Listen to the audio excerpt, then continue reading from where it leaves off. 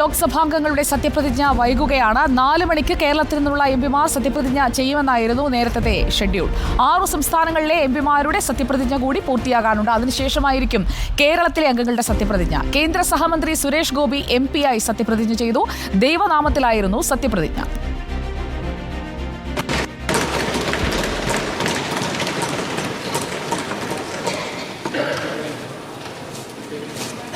കൃഷ്ണ ഗുരുവായൂരപ്പ ഭഗവാനെ.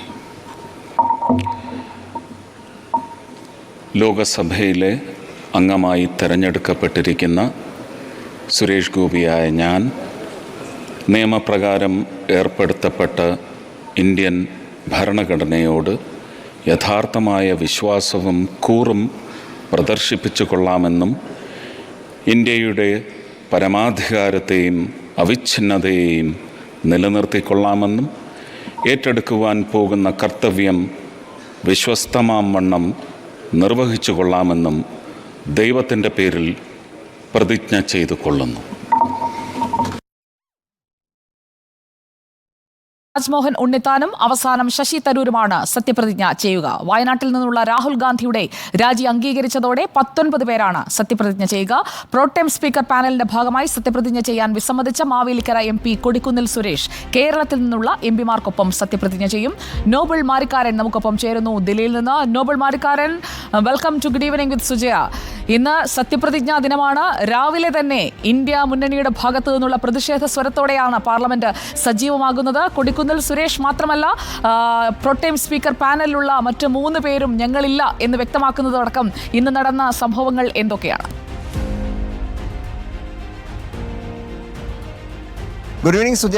പാർലമെന്റിന്റെ ആദ്യ ദിവസം, പ്രത്യേകിച്ച് 18 ലോക്സഭയുടെ ആദ്യ ദിവസമായിരുന്നു ഇന്ന് രാവിലെ സത്യപ്രതിജ്ഞയ്ക്കൊപ്പം തന്നെ പ്രതിപക്ഷത്തിന്റെ പ്രതിഷേധവും ഉണ്ടായി എന്നാണ് പ്രധാനപ്പെട്ട കാര്യം. പ്രോട്ടേം സ്പീക്കറുമായി ബന്ധപ്പെട്ട് കഴിഞ്ഞ കുറേ ദിവസങ്ങളായി നിരന്തരം സർക്കാരിനെതിരെ വിമർശനം ഉന്നയിക്കുകയാണ് പ്രതിപക്ഷ പാർട്ടികൾ, പ്രത്യേകിച്ച് കോൺഗ്രസ്. ഇന്നിപ്പോൾ ഇന്ത്യ സഖ്യം പ്രോട്ടേം സ്പീക്കറുമായി ബന്ധപ്പെട്ട അതിന്റെ പാനലിൽ നിന്ന് വിട്ടുനിൽക്കാനുള്ള തീരുമാനം എടുക്കുകയായിരുന്നു. അതിനു പിന്നാലെ രാവിലെ പ്രോട്ടേം സ്പീക്കറായി സത്യപ്രതിജ്ഞ ചെയ്തതിന് പിന്നാലെ പ്രോട്ടേം സ്പീക്കറിലെ അംഗങ്ങളുടെ സത്യപ്രതിജ്ഞ ലോക്സഭയിൽ നടക്കാൻ പോയപ്പോൾ പേര് വിളിച്ചത് TR ബാലു, അതോടൊപ്പം കൊടിക്കുന്നിൽ സുരേഷ് അടക്കമുള്ളവരുടെ പേരുകൾ വിളിച്ചെങ്കിലും ഇവർ സത്യപ്രതിജ്ഞ ചെയ്യാൻ തയ്യാറാകാതെ മാറി നിൽക്കുകയാണ് ഇന്ന് ചെയ്തത്.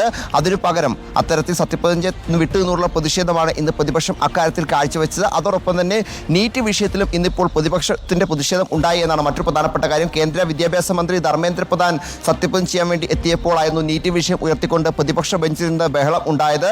ഒപ്പം പ്രധാനമന്ത്രി ഇന്ന് സത്യപ്രതിജ്ഞ ചെയ്യാൻ നോക്കിയ സമയത്ത് രാഹുൽ ഗാന്ധി ഈ ഭരണഘടന ഉയർത്തിപ്പിടിച്ചുകൊണ്ട് അത്തരത്തിൽ ഒരു പ്രതിഷേധത്തിന്റെ ഭാഗമായി അത്തരത്തിൽ ഒരു നടപടി കൂടി ഉണ്ടായി. അതോടൊപ്പം ഇന്നിപ്പോൾ പാർലമെന്റ് ഗാന്ധി പ്രതിമയ്ക്ക് മുന്നിൽ പ്രതിപക്ഷ MP-മാർ എല്ലാവരും ഭരണഘടനയുമായി എത്തിയ ശേഷമാണ് പാർലമെന്റിന്റെ അകത്തേക്ക് എത്തിയത് എന്നും ഏറ്റവും ശ്രദ്ധേയമായി. ഇനിയിപ്പോൾ MP-മാർ സത്യപ്രതിജ്ഞ ഇപ്പോഴും പുരോഗമിച്ചുകൊണ്ടിരിക്കുകയാണ്. നിലവിൽ ഗുജറാത്തിൽ നിന്നുള്ള MP-മാരാണ് സത്യപ്രതിജ്ഞ ചെയ്തുകൊണ്ടിരിക്കുന്നത്. അതിനുശേഷം ഹിമാചൽ പ്രദേശ്, ജമ്മു കാശ്മീർ അടക്കമുള്ള സംസ്ഥാനങ്ങളിലെ സത്യപ്രതിജ്ഞ കൂടി പൂർത്തിയാകാനുണ്ട്. നേരത്തെ നിശ്ചയിച്ച സമയപ്രകാരമാണെങ്കിൽ ഇപ്പോൾ 4 മണിക്ക് കേരളത്തിലെ MP-മാരുടെ സത്യപ്രതിജ്ഞയായിരുന്നു നടക്കേണ്ടിയിരുന്നത്. പക്ഷേ സമയം, പ്രത്യേകിച്ച് സത്യപ്രതിജ്ഞ ചെയ്തതിനു ശേഷമുള്ള നടപടിക്രമങ്ങൾ അടക്കം വൈകുന്നത് കൊണ്ടാണ് ഇപ്പോൾ MP-മാരുടെ സത്യപ്രതിജ്ഞ, കേരളത്തിലെ MP-മാരുടെ സത്യപ്രതിജ്ഞ നീണ്ടുപോകുന്നത് എന്നാണ് നമ്മൾ മനസ്സിലാക്കുന്നത്.